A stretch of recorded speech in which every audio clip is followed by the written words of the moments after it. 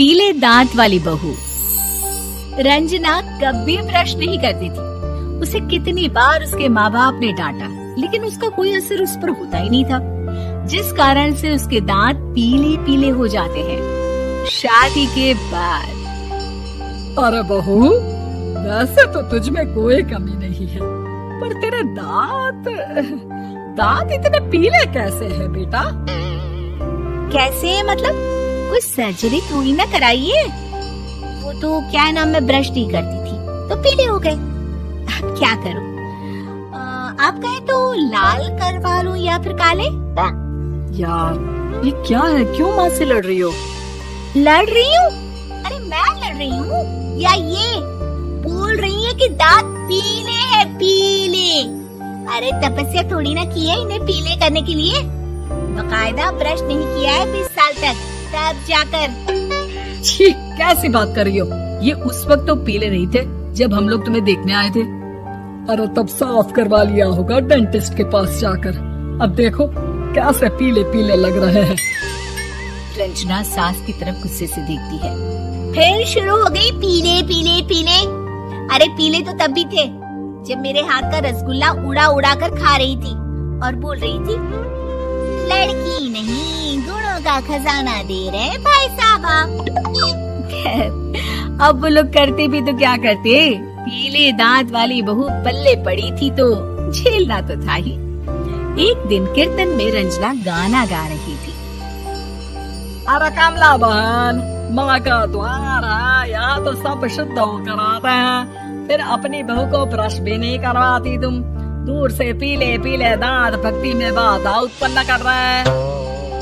अरे कोई 2 साल के बच्चे थोड़ी ना लेकर आई हूँ मैं बहू बनाकर। अच्छी खासी लड़की है, अरे कैसे करवाऊं ब्रश? ये तो उसे खुद करना चाहिए ना।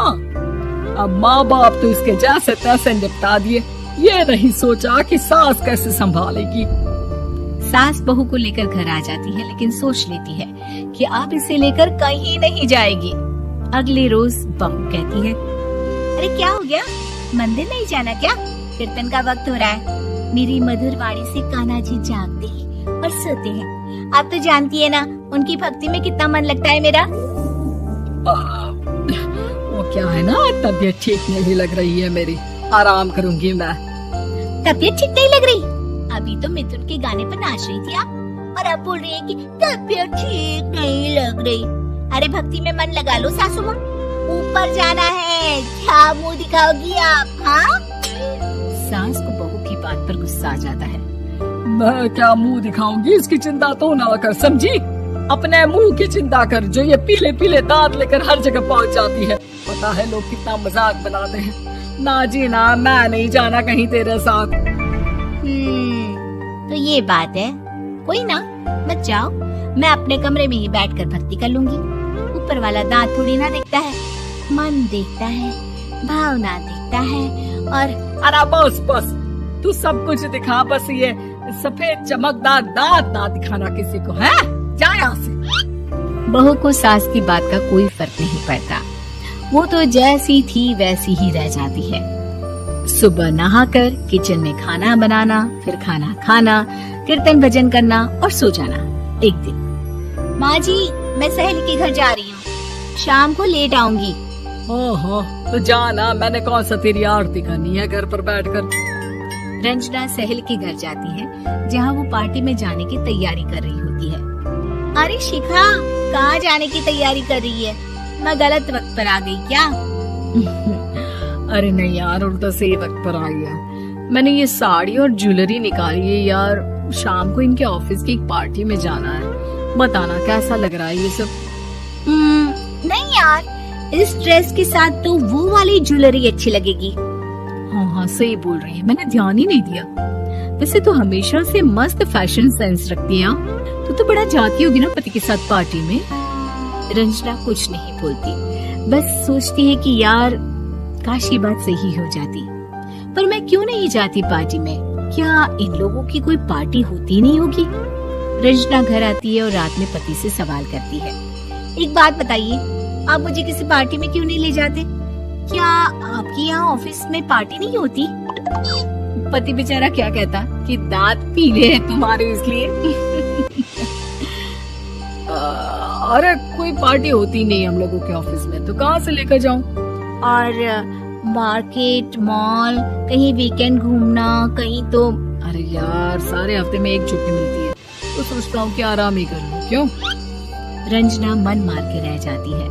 पहले कभी सास के साथ मंदिर जाया करती थी, लेकिन वो भी सास ने ले जाना बंद कर दिया। घर बैठी बैठी रंजना बोर हो जाती है। तभी उसे आइडिया आता है और वो मायके जाने का सोचती है। सासू माँ, 2 दिनों के लिए मम्मी के घर जा रही हूँ। अच्छा ठीक है, आराम से जा। और हाँ, माँ से कुछ अच्छी आदत सीख कर आना कि कैसे शरीर के हर भाग की तरह दांतों की सफाई भी जरूरी होती है, समझी? शुरू हो गई ना आप। वो लोग आपकी तरह नहीं है कि छोटी छोटी बात का बतंगड़ बना दे। उन लोगों के लिए मैं मायने रखती हूँ, ना कि मेरे पीले पीले दांत। रंजना माँ को बिना बताए उन लोगों को सरप्राइज देती है, लेकिन जैसे ही वो दरवाजे पर पहुँचती है, अंदर देखती है कि घर वाले कहीं जा रहे होते हैं। अब माँ, काश रंजना दीदी के दांतों वाली प्रॉब्लम नहीं होती, तो वो भी हम लोगों के साथ चलती ना बुआ जी की बेटी की शादी में। हाँ बेटा, लेकिन अब उसे कौन समझाए कि उसको उसके पीले दांत नहीं दिखते, लेकिन उसके आसपास के लोगों को कितना एम्बैरेसिंग फील कराते हैं। मुझे तो कितनी बार उसके स्कूल की टीचर ने शिकायत की कि उसके साथ कोई लड़की बैठना भी नहीं चाहती, और ना ही कॉलेज में कोई उससे बात करना चाहता था। लेकिन पता नहीं क्यों उसे ये बात समझ में ही नहीं आती। कोई कमी नहीं है उस लड़की में, बस यही के दांत पीले हैं। वो तो भला हो जीजा जी और उनकी माँ का, जो दीदी को जैसी है वैसे ही रखा हुआ है। रंजना को अपने घर वालों की बात सुनकर बहुत दुख होता है। वो सोचती है कि वो क्या करे, लेकिन फिर वो सीधा डेंटिस्ट के पास जाती है, अपने दांत चमकाती है और कसम खाती है कि वो रोज ब्रश करेगी। अरे क्या हो गया? तुम तो 2 दिनों के लिए गई थी ना, पर कोई ना, अच्छा है, चलो आ गई तो। रंजना सास के सामने आकर खड़ी हो जाती है और पूरी स्माइल करती है, उसके चमकदार दांतों को दिखाती हुई। चले मंदिर। माँ, मुझे माफ कर दीजिए, मैंने आप लोगों को बहुत एम्बैरेसिंग फील करवाया। मैं आज से रोज ब्रश करूंगी।